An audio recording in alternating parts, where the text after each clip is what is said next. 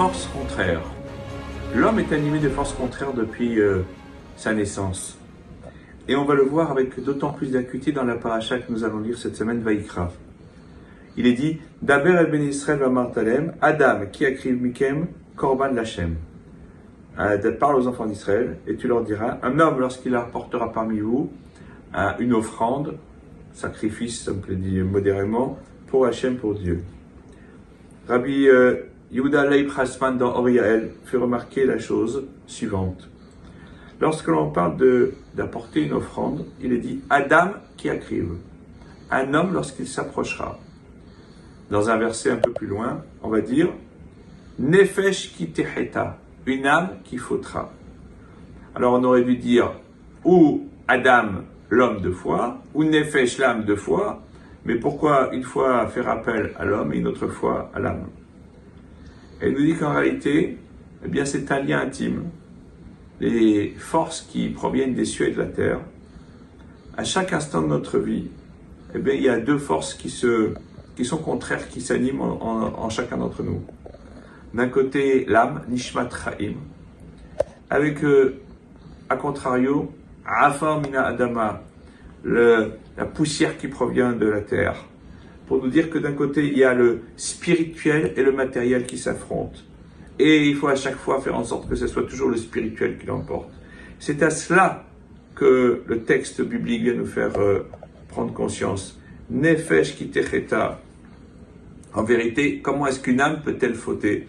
Eh bien, parce que simplement, eh bien, il y a 10 choses qui vont provoquer cette faute.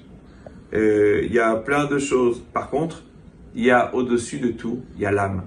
Et l'âme, elle est collée, attachée au Créateur.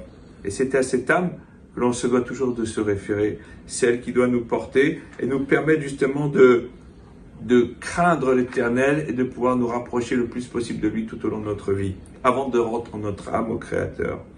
Voilà un peu le sens de cette double expression dans cette paracha. Et puis nous allons lire cette semaine Zachor, qui est la seule injonction thoraïque, d'après tous les décisionnaires, qui doit être lue au moins une fois par an.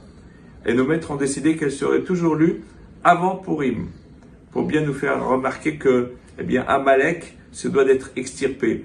Non seulement l'Amalek physique, mais aussi l'Amalek spirituel qui est en chacun d'entre nous.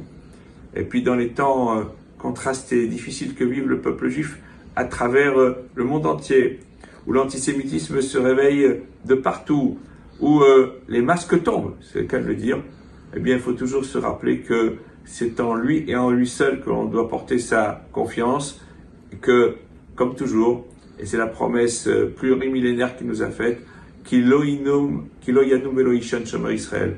Il ne de sommeil ni de dort, le gardien d'Israël, c'est lui qui nous délivrera, qui nous protégera d'Amalek, à condition que l'on se rappelle toujours que nous sommes Nefesh, l'âme qu'il a créée il y a fort longtemps, au début de la création du ciel et de la terre. Shabbat Shalom.